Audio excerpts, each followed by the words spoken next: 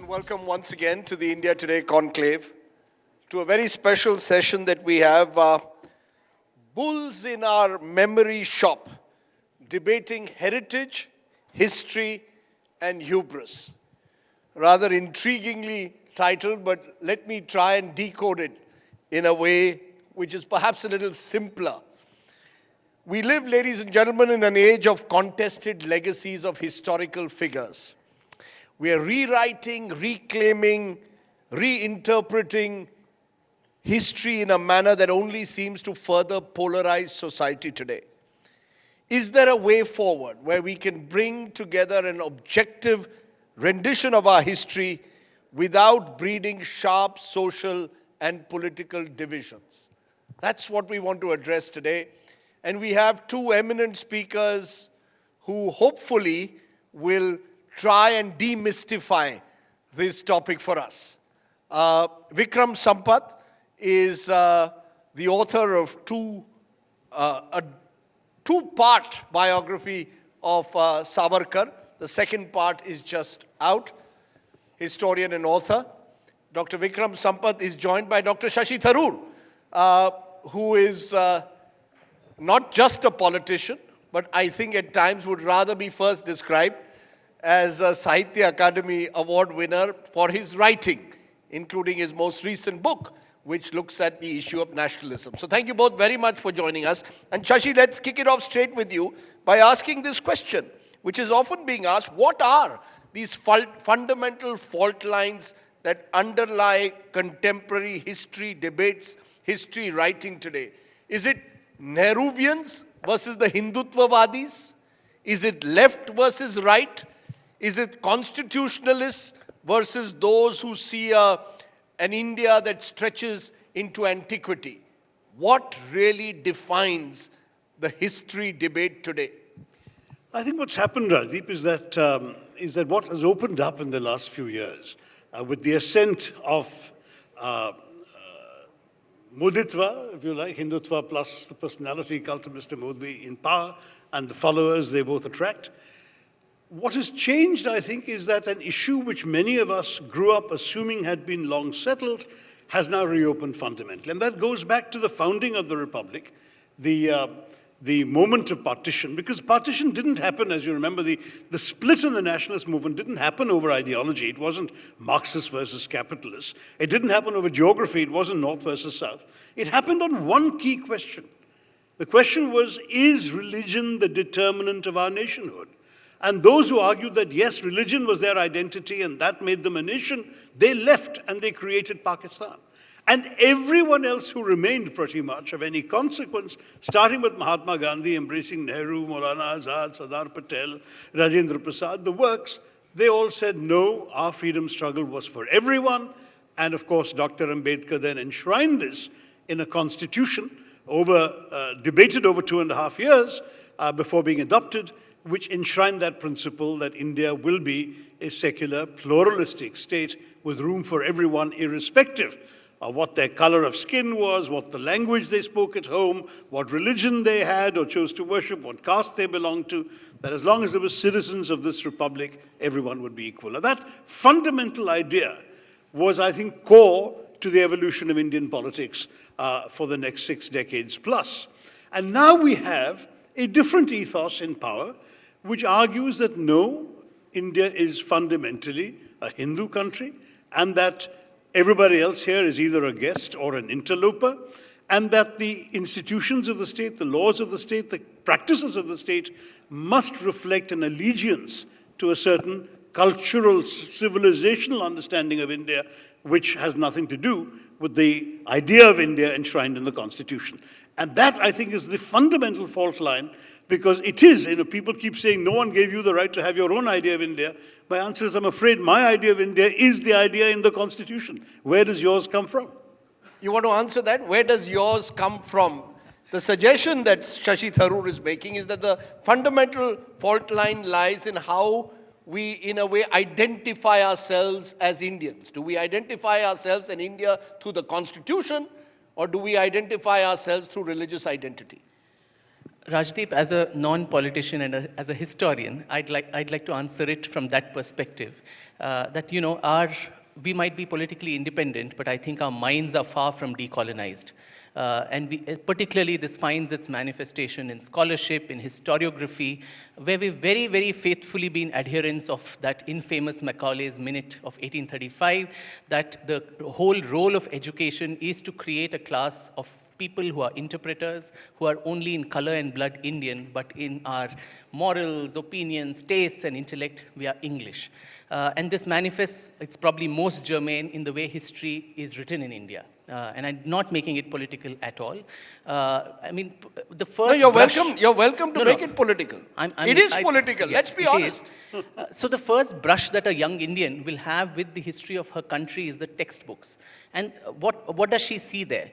The story of her country is almost shown in third person as though it belongs to some other nation.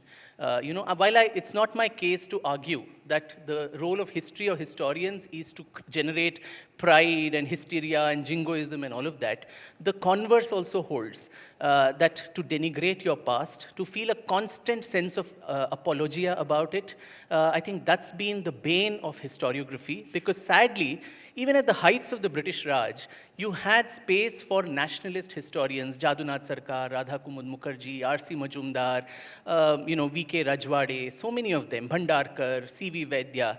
But then sadly, post-independence, and I think the Congress party unwittingly gave away that space of historiography to the stranglehold of Marxist historians, and in a discipline like this, which thrives on multiplicity of views, which thrives on dissent, discussion, debate, differences of opinion, healthy discussions, I think the thraldom with which academic historiography, I'm talking of, which has been largely controlled by a clique of what we would call as leftist historians, I think it's distorted history and created several fault lines. I'll just state one or two.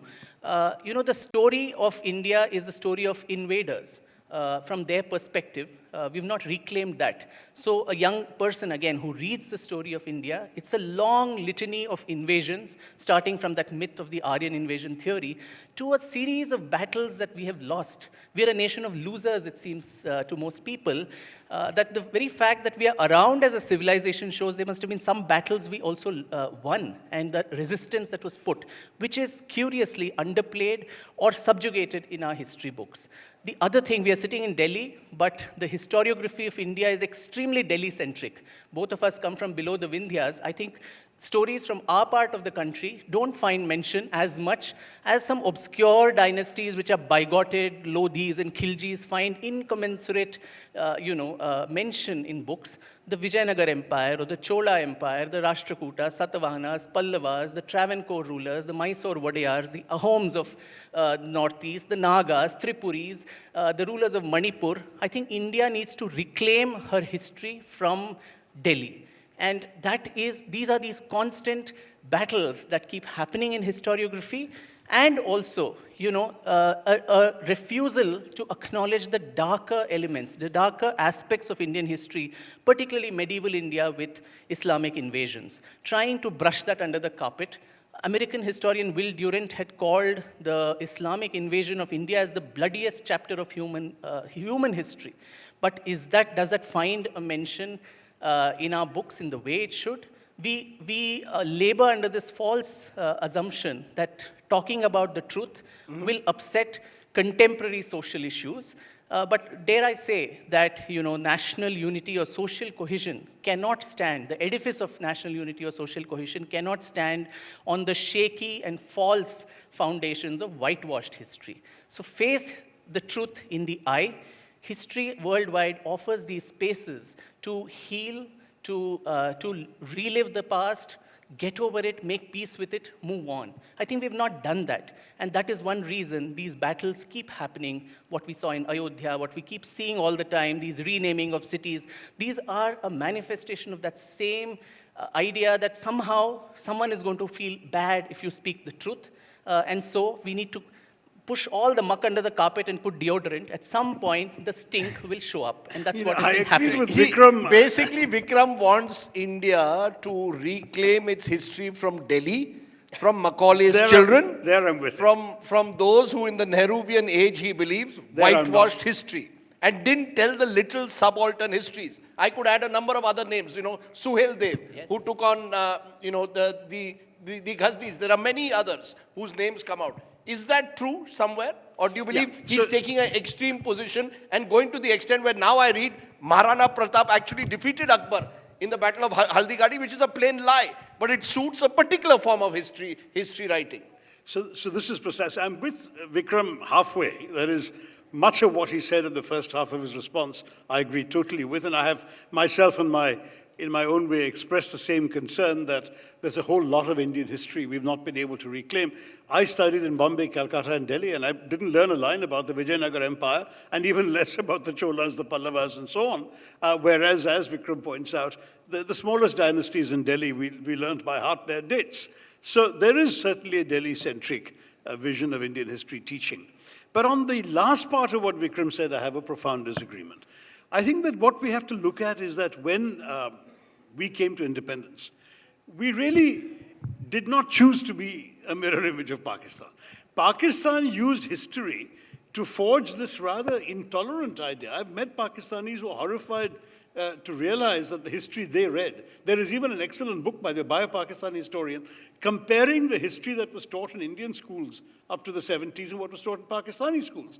Where in Pakistan it was all about hatred of Hindus, the glorious 5,000-year history of Islam in India, etc., etc., and essentially a denial of any syncretism. Whereas in India, history, and I know you don't fully approve of this, but history was pressed into the nation-building project, in the service of nation-building. And so there was a desire to elide over some of the more unpleasant details, destruction of temples, some of the horrors that happened, while at the same time stressing on the commonalities, the cooperation, the harmony that also featured throughout the same periods. And I think that that was a laudable objective in a country like ours. First of all, unlike Pakistan, we were a democracy. Second, unlike Pakistan, we were a much more pluralistic society. We had to knit together people of various differences. And we didn't feel, I think, I shouldn't say we, I was a kid myself at the time, the nation didn't feel that accentuating remembered divisions would have been the right way to go if you're knitting a nation together. And to my mind, that was actually the right choice. Today, what's happening is we are scratching at wounds that had actually healed. And you're reopening, and fresh sort of drops of blood are emerging from scars that should have been allowed to heal. Let sleeping dogmas lie would have been my preferred option. But unfortunately, this is where we're going. That might have been the case, Dr. Tharoor, I think, in the immediate decades after independence. But I think, have the wounds really healed? That's also the question. This, as I said... Are we allowing them to heal, Vikram? Well, I mean, sometimes just talking the truth, Ubuntu and the Truth and Reconciliation Commission, which South Africa did, of course, the victims and perpetrators, they were alive, and so they could come face to face. But I think it's a civilizational wound and a civilizational victim. I'll just give one example. I mean, we were the greatest... universities in the world, the Oxfords and Princetons of the world in Vikramshila, Takshashila, Nalanda. And when Nalanda was, vandalized, books burned for 1 year, they say. There was so much of manuscripts and books by this bigoted Bakhtiyar Khilji. Today, if you go out of Nalanda, the ruins, the town is Bakhtiyarpur. The station there is Bakhtiyarpur station. In which country of the world will a person who actually desecrated your temple of knowledge be actually valorized? And also, by doing this, I think somewhere we're putting the albatross of these invasions on the neck of a young Indian Muslim man or woman who is not responsible for the invasions of Ghazni, Gori, Aurangzeb, and Tipu Sultan and all these. If, like in the morning, Mr. Arif Muhammad Khan was telling you, Rajdeep, that a Muslim need not represent a Muslim in parliament or assemblies. Similarly, you need not have an icon created for the community who belongs to the same community. You can have anybody else. But even if you want to have, Muslim icons for the community, you have a range of others, from Rahim to Kabir to Raskhan to Sant Shishunal Sharif to APJ Abdul Kalam to Mr. Arif Muhammad Khan. There's so many others. Why would you assume that talking about the atrocities of Aurangzeb or Tipu Sultan Khan or Ghazni is going to make the Indian Muslim feel very, bad about. Just 2 days back, you had Anas Haqqani who put out a tweet celebrating the fact that, they went to the shrine of the Mazar of Ghazni, Mahmud Ghazni, and also gloated over the fact that he crushed the Somnath idol. So are we not doing, in some way, putting that same seed of, separatism that we are trying to whitewash these invaders only so that you feel nice and you feel integrated into the society? I don't think that. Is it about whitewashing or is it about demonization? The moment a road is named after Aurangzeb or, you've got a city like Aurangabad, immediately remove it. So you're moving from whitewashing history, as you call it whitewashing that was going on, to now deliberately looking for those figures through whom you can demonize a community. So we seem to be moving from one extreme to the other extreme. Why should the community get Vikram, one demonized? second on that one, because it's a very important point. When this thuggish group called the Hindu Sena recently defaced some road signs, it was no longer about what a particular ruler did, right? So you want Aurangzeb Road renamed for the same reason you'd want Bakhtiarpur renamed, and I understand that. But Akbar, there couldn't have been a greater example of the kind of ideal king in that particular period of time. And his was defaced, so the only thing that mattered is that he was Muslim. So they came and defaced the signs for Akbar Road, and I said, what do they even understand about history? What are they doing? So when you ask, rightly, why is today's Muslim feeling offended when Ghazni or Ghori are denounced? The answer is because it is instrumentalized to demonize them today. You talk to Muslims who have absolutely no affinity for Ghazni or Ghori, but they're the ones being aggressed. After all, when some poor fellow is walking down the street and he's beaten within an inch of his life and told to say Jai Shri Ram, that's not my Hindu dharma, Vikram. And that's also not what building a democratic society in India can possibly be about. Which is why I said, I think the wounds haven't healed. And it's so easy to bring these out. So a truth and reconciliation commission where we set all this, as I said, world over, history offers these spaces where people can talk these uncomfortable truths, heal from it, learn from past mistakes, and move on. I think we have not made peace with our past, and that is why it keeps resurfacing every now and then as a cancerous growth from the body politic. No, but whose truth? Whose truth? The question is whose truth? Let's take a look at Savarkar, for example, who is now being reclaimed in a way, after having been possibly demonized by the Congress Nehruvian elite when you all were in power. Who decides who is the real Savarkar? Is the Savarkar the freedom fighter, as some would like to see him? Or is he a Hindutvavadi leader? Is he someone who called Gaurakshaks fools and spoke out against untouchability? Or is he this iconoclastic figure who has to be only seen as an anti-Muslim leader? Whose truth? Shashi Tharoor's truth? Vikram Sampath's truth? Whose truth? My truth is a combination of all that you said, Rajdeep, No, because these are complex figures. They are a bit of all of that. But the truth is, our politicians reduce them to black and white caricatures. No, I think in all fairness, Vikram has done a good job of trying to draw in his 2 volumes, and rather hefty volumes, we've seen them, a very complex portrait in which he has been, some would say, very generous to the first half of Savarkar's life and perhaps not critical enough of the second half. But he's painted it all, it's all there. And though I haven't read every single word because that would take a year of both volumes, I have dipped into it, and it's a terrific work in terms of trying to reclaim for today's generation a person who, as you say, has only been depicted in one total caricature as this great nationalist hero, or perhaps total caricature as this craven supplicant for British mercy, who then essentially lived on a British pension for many years afterwards. And these 2 contrasting images mean that for some of us, it was very difficult to understand why Savarkar's portrait should be in Parliament at all, and that too opposite that of Mahatma Gandhi. Whereas what Vikram has depicted, particularly the early years, up to about the time that he gets sent off to the Andamans, to that cellular jail, which I have visited, and it's certainly not a salubrious place. Up to that time, he was really a hero. As somebody, I think it was Manu Pillai in his review of Vikram's book, said if like Bhagat Singh, he had been hanged instead of sent off to exile and survived, Might we not be hailing him today as a hero like Bhagat Singh?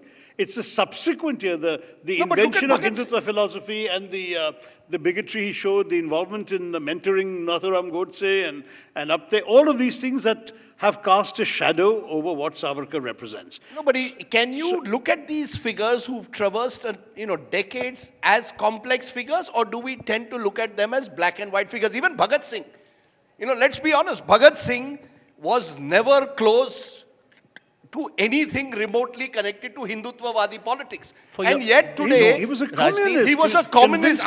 He was a Factual communist, correction. Fact check. Fact check. But today Bhagat Singh is appropriated by the Indian right.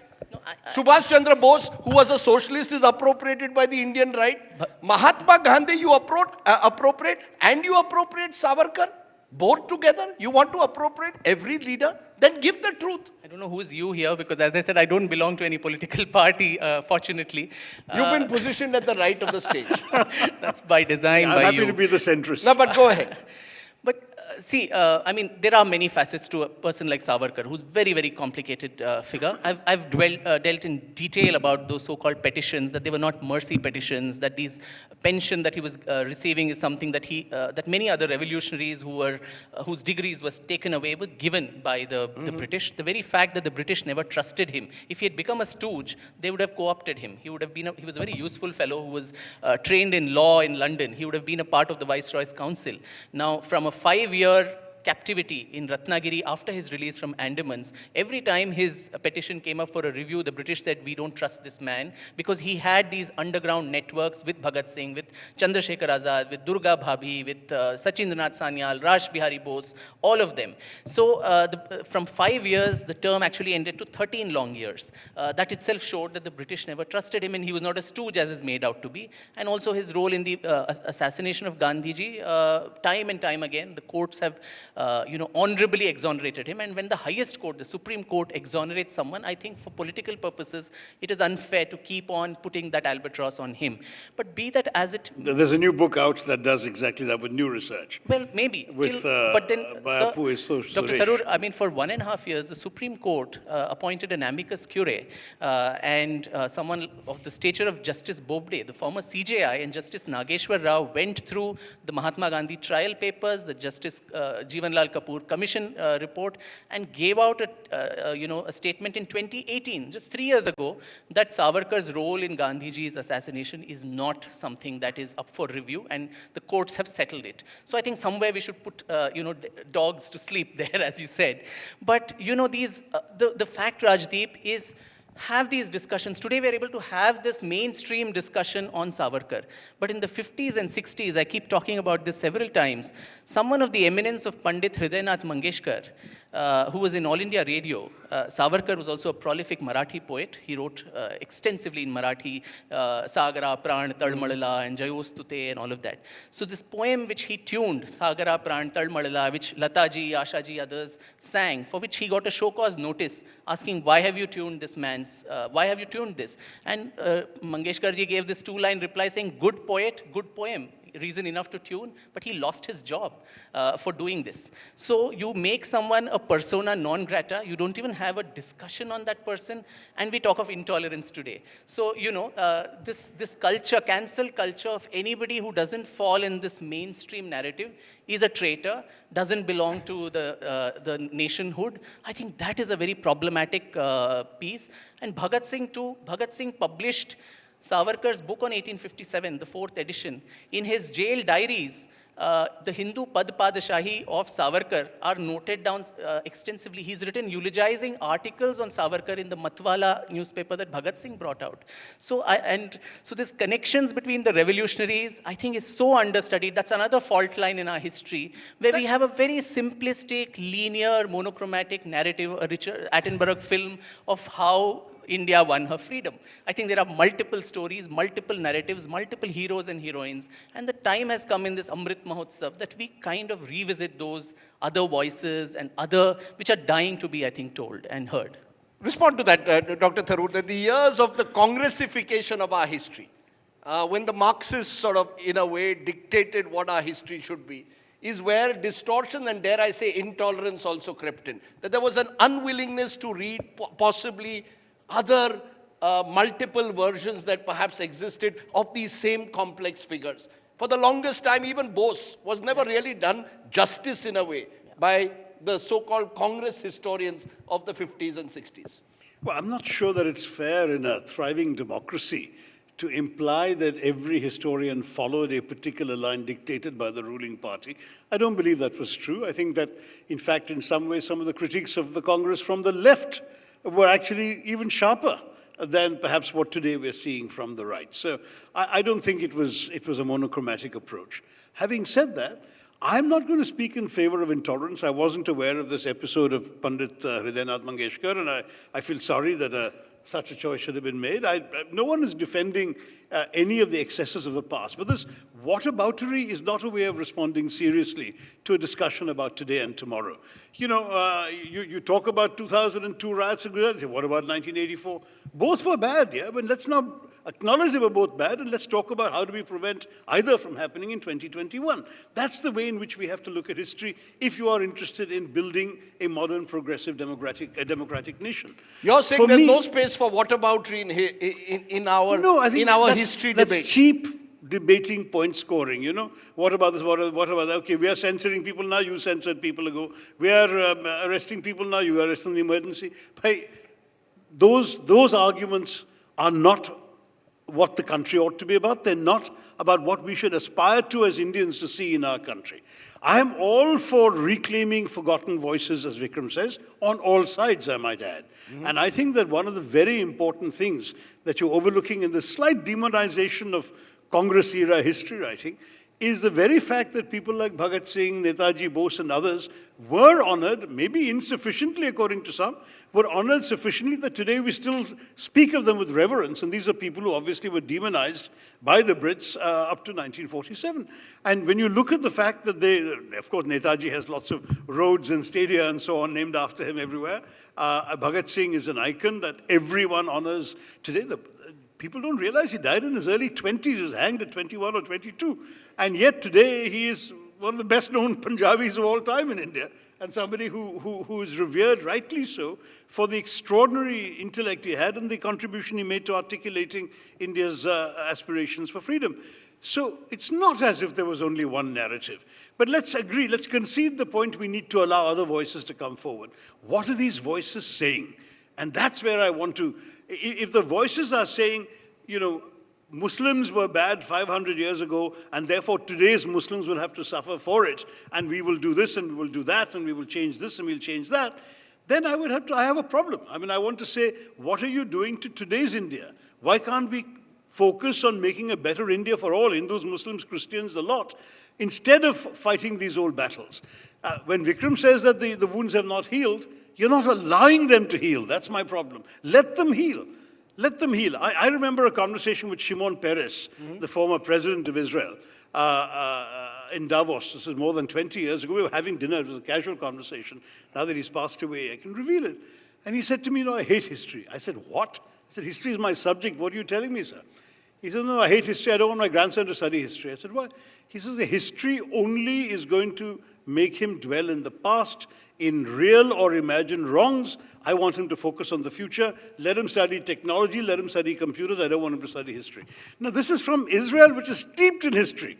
But I'm just saying, here is the kind of attitude that a modern, forward-looking state is seeking to encourage. And we, having encouraged it, having talked about science and IITs and AIMS and the race to space and all of that, we are now once again slipping back into using history as a battle axe to fight the imagined wrongs of today. You know, for example, I'd lose my job, Dr. Tharoor, if history doesn't become you won't lose your job. No, I wonder whether history as history you should write. I'll read you. No, but history for today's political misuse is what I have a problem. No, I wonder whether history has always been the handmaiden of the but ruler. It's nothing very special or unique that's happening now or today. I think time and time again, it's a victor who writes the story, and that African saying that goes that Chinua Achebe's famous line. Yes, yeah, until the lions have their own storyteller, it'll always glorify the No, but look at it, hunter. Vikram. Look at it, Vikram, Dr. Tharoor, August 14th. In this Amrit Mahotsav year, the Prime Minister of the country says it should be looked at as Partition Horrors Remembrance Day. Do we want to rekindle the scars of the past, or do we want to look ahead? I mean, this is where it comes to it. Whether our politicians of the time are selectively interpreting history to suit their political ends. Rajdeep, I think it was philosopher George Santana who had said, those who cannot remember the past are condemned to repeat it. George Santana. Yeah, yeah. And so 2 million people dead, 15 million or so displaced, one of the largest displacements in human history, in at least the recent times. As I said, I don't know the political motivations of what might happen of that. But world over, when you have Holocaust museums, are they all celebrating the Holocaust? When in Israel, in Germany, or in the US, when people go to the Holocaust museum and see those horrors, even now, of what happened in those gas chambers, are they celebrating Hitler? Or is it a reminder that history gives to you that these excesses should never happen again? It should never be committed again. So I think... That's a historian speaking, not a politician. I said, luckily, Shashi, fortunately, I'm not. Dr. Tharoor, you're a politician. Let's be honest. What is partition Remembrance Day about? Remembering the horrors of partition. Well, I think I was probably the first to tweet against this declaration by the Prime Minister that it should be marked as Partition Horrors Remembrance Day, because it seemed to me targeting specifically these healed wounds and scratching them. But having said that, I'm all in favor of memorializing what happened in partition. There's a very good partition museum in Amritsar. Let's have more. I mean, I've talked about memorializing the atrocities of colonialism. Not because today I want us to go and revolt against the Brits. That's over, that's history. But we should understand, we should, as I've said in talking about my book, I've said we must definitely forgive, but we must not forget. Now the problem is, here we have people who are not only prepared not to forget, who even want to revive memories, real or imagined, of what people have forgotten, and then instead of forgiving, want to punish the supposed descendants of those who perpetrated those wrongs. That's your fear. That's your fear. You cannot correct the wrongs of yesterday by creating new wrongs for tomorrow. But Dr. Tharoor, if you want people to not to forget the horrors of colonialism, and you write a book about the darkness of that period, would you also encourage historians then to write about the period of medieval age or the age of the so-called invasions that took place during the Mughal rule or previously during the sultans, that there were these horrors that were committed and you should not forget them? Would you say that one is acceptable and one is not? Or would you say, forget one, because today if you forget one, you'll open up new scars, but don't forget what the colonials did, because there are no scars to be opened up there. Dr. Tharoor famously argued for reparations from the British. We don't have reparations to take from Muhammad Ghazni, but the least reparation we can do for our national consciousness is to remember this. But you can't remember. You can't remember it. You can't remember it by demolishing a mosque and building a temple. I mean, you're again bringing politics to me. So 80 million was the fall in the subcontinent's population between 1000 CE and 1525 with the end of the Delhi Sultanate. So these 80 million people, largely Hindus in this subcontinent, they just didn't drop down dead. Today we still have the Hindu Kush mountains. What is that Hindu Kush? It was a mountain of human skulls, of Hindu slaughter. So these are, and from 40,000 to 60,000 is the numbers spoken of the temples desecrated. Now you also have condescendingly Western historians who come down to us and tell us that Aurangzeb actually protected more temples than he demolished. And so he was a very, very, nice guy and so on.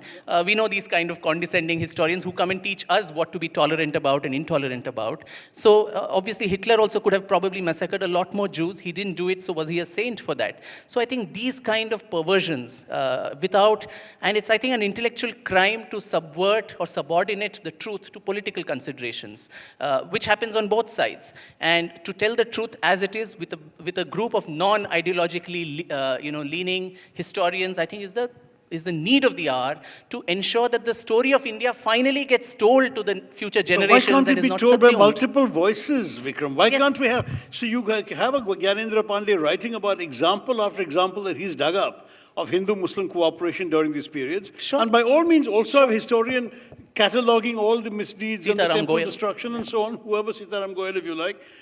Let them both be there. My That's point not is, allowed, no, but Dr. at the Tharoor. moment That is you've the got a problem. situation where one point of view is in power and is imposing that point of view in everything from school textbooks in the states where they're ruling, down to the official national, I mean, even talking about this Horrors Remembrance Day is a very clear demonization Honestly, of one community. on social media, I think this government's so-called supporters would actually castigate the government that they're not doing enough to change the textbooks, because in 7 years in power, and you had a former HRD minister who said we take pride in not a single line of the textbook has been changed. So I don't know what. No, for example, no, 1 minute. We now have a film. No, we have a filmmaker, Mahesh Manjrekar, who wants to make a film on Godse. Announces the film on Gandhi Jayanti. And, obviously is sending out a message. You'll have Godse, as a hero trending as the top trend on social media. Loonies, Rajdeep, there are loonies everywhere. Isn't there a mainstreaming and a normalization of these loonies somewhere? I mean, who is a loony and who is not? Some of these loonies are in power. Some of these loonies are our MPs. I mean, how long are we going to call them loonies? We've had some MPs actually saying they wanted statues of Mahatma Gandhi replaced by statues of Godse. So it's not, Radhi was quite right, there is definitely a mainstreaming of points of view that would not have been considered, respectable to utter even behind closed doors. But credit where due, I think the Prime Minister himself came out and said he would never forgive the concerned MP from Bhopal who made those statements or whatever. But she was made an MP before, when she was made an MP, she had already made statements about Godse. My point is, the moment you make her an MP, you're effectively saying, it's okay, as long as you can win an election, you can say what you want, you can valorize Godse and demonize Gandhi. But, Dr. Tharoor, on the flip side, this is about, at one level, competitive intolerances about the use of power. Take a look at in your home state of Kerala. Political controversy brewing over the inclusion of the works and thoughts of RSS ideologues like Golwalkar, Savarkar, Deen Dayal, Upadhyay. And Balraj Madok. And Balraj Madok. I don't know where Madok fitted into that. And there's a huge outcry. So the left is equally intolerant. Nobody, why should I not know about Savarkar or Golwalkar? Exactly. That was my point. Why can't there be history which is with multiple voices, read in an objective manner, non-ideologically? Is that at all possible? Or are we too hyper-polarized now to even appreciate it? People, somebody sent me a message when I said that I have Vikram on the show. Oh, he's the person who's whitewashing Savarkar for a new India. So you see, we seem so hyper-polarized at the moment. And he's not even read Vikram's book. So my point would precisely be this: let's have multiple voices. I supported the proposal to include these RSS ideologues in the syllabus because it is only by reading them and understanding their thinking that you can decide where you stand in relation to them. Will your party leadership support you on that? No. Or you'll be once again ostracized? Look at that bad boy Shashi but I've Tharoor. already taken my public stand and I was isolated. But the point You were isolated by your own party. But look, I'm somebody who has quoted extensively from Savarkar and Golwalkar in my writings. So how can I deny others the privilege of reading the same sources that I read? From my point of view, I don't agree with them. But it's only by reading them that I know that I don't agree with them. So you cannot and should not deny college students, university students, the right to be exposed to a wide variety of views and come to their own conclusions. That applies to history, that applies to ideas. That's what education is supposed to be all about. It's to give you the equipment intellectually to discern, according ultimately to your own value choices, if necessary, your own ideology. I believe that it was wrong, and in the end, they have indeed proscribed those texts. I believe it was wrong to do so, and I have no hesitation in saying I'll stand up for academic freedom and intellectual freedom against even the sort of ideologues on my own side of the fence, because I genuinely believe in having as wide a range of materials, sources, and information. As I said to Vikram earlier, let's have both views about the same period. Let's read them. And that's not just both views. There are multiple views about many periods of Indian history in which there's not just one conclusion. The intelligent reader and the intelligent student should be exposed to and have an opportunity to see what everyone is reading, writing, arguing, and then make their own minds up. But then we'll have a better informed citizenry. But is that possible? I ask you that. You're looking at an ideal situation where academic freedom, intellectual freedom exists. But it doesn't, in the hyper-polarized society where people are getting so sharply divided, them versus us, is it possible? Are we living in an illusory world, Dr. Tharoor, where it is simply not possible anymore to have these debates without polarizing society even further? That's only because the ruling powers and the ruling establishment appear to have taken particular sides in this debate.